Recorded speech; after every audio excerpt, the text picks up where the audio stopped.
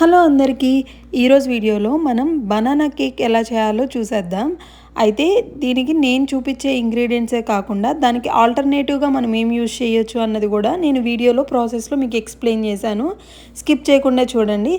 కొత్తగా చూస్తున్నట్టయితే మన ఛానల్ని సబ్స్క్రైబ్ చేసుకోండి. మరిన్ని ఇలాంటి వీడియోస్ కోసం నచ్చినట్టయితే లైక్ చేయండి.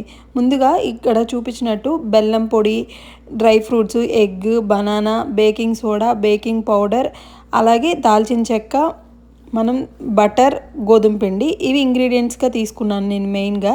వీటిని ఇప్పుడు ప్రాసెస్ ఏంటో చూసేయండి. ముందుగా బనానాని సన్నగా తరిగి దాన్ని మిక్సీ జార్లోకి తీసుకొని ప్యూరీలాగా చేసుకోండి. ఇప్పుడు ఇందులో మనం ఎగ్స్ని యాడ్ చేయాలి. ఎగ్స్ ఆప్షన్ మాత్రమే, ఎవరైనా ఇష్టం లేని వాళ్ళు ఉంటే దాన్ని స్కిప్ చేయొచ్చు.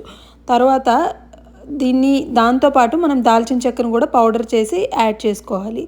ఇప్పుడు ఒక బౌల్లోకి మనం బెల్లం లేదా షుగర్ ఏదైనా పౌడర్ తీసుకొని దీంట్లో మనం బటర్ యాడ్ చేసుకోవాలి. దీని మెజర్మెంట్స్ వచ్చేసి 1 కప్పు గోధుమ పిండికి మనం 1/2 కప్పు షుగర్ సరిపోతుంది. యాక్చువల్లీ మనం బనానా చాలా స్వీట్గా ఉన్నట్లయితే ఈ షుగర్ అనేది ఇంకా తగ్గించుకోవచ్చు మీరు. దాంట్లో 1/4 కప్పు మనకి బటర్ సరిపోతుంది. దీన్నంతా ముందు బాగా మిక్స్ చేయాలి. తర్వాత 1 టేబుల్ స్పూన్ బేకింగ్ పౌడర్, అలాగే 1 పించ్ బేకింగ్ సోడా యాడ్ చేయాలి.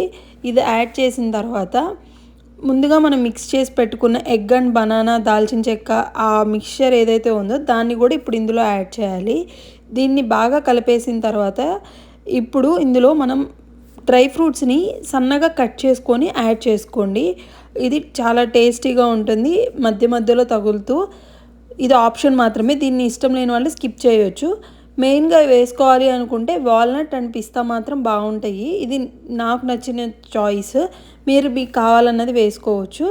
ఇది మిక్స్ అయిపోయిన తర్వాత మనం గోధుమ పిండి లేదా మైదా ఏదైనా యూజ్ చేయొచ్చండి. గోధుమ పిండిని నేను తీసుకుంటున్నాను, దాన్ని కొంచెం కొంచెంగా వేసుకుంటూ మిక్స్ చేసుకోవాలి.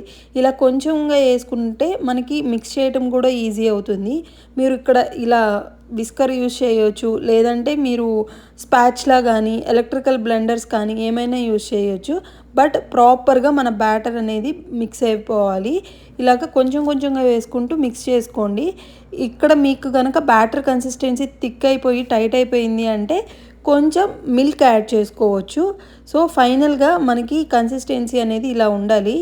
ఇది చేసిన తర్వాత మనం ఒక 10 నిమిషాల పాటు పక్కన పెట్టేసి ప్రిపేర్ చేసిన తర్వాత ఈ 10 మినిట్స్లో మనం అవన్నీ ప్రీహీట్ చేసుకోవాలి. 350 డిగ్రీస్ దగ్గర నేను ప్రీహీట్ చేస్తున్నాను ఒక 5 మినిట్స్. ఇప్పుడు మనం తీసుకునే బేకింగ్ ట్రేకి బటర్ అప్లై చేసి కొంచెం వీట్ ఫ్లోర్ అనేది మనం కోటెడ్ లాగా చేసేసి మనం మిక్స్ చేసుకున్న బ్యాటర్ని ఇందులోకి నేను ట్రాన్స్ఫర్ చేస్తున్నాను. లేదు అంటే మీరు బటర్ పేపర్నైనా ప్లేస్ చేసుకోవచ్చు. ఇలా ప్రీహీటెడ్ అవెన్లోకి మనం దీన్ని ప్లేస్ చేసి ఒక 15 మినిట్స్ మనం 350 డిగ్రీస్ ఫారెన్హీట్ దగ్గర, అలాగే ఒక 20 మినిట్స్ 300 డిగ్రీస్ ఫారెన్హీట్ దగ్గర బేక్ చేసి చల్లార్చుకున్నట్లయితే మనకి ఫ్లఫీ కేక్ రెడీ అయిపోయింది.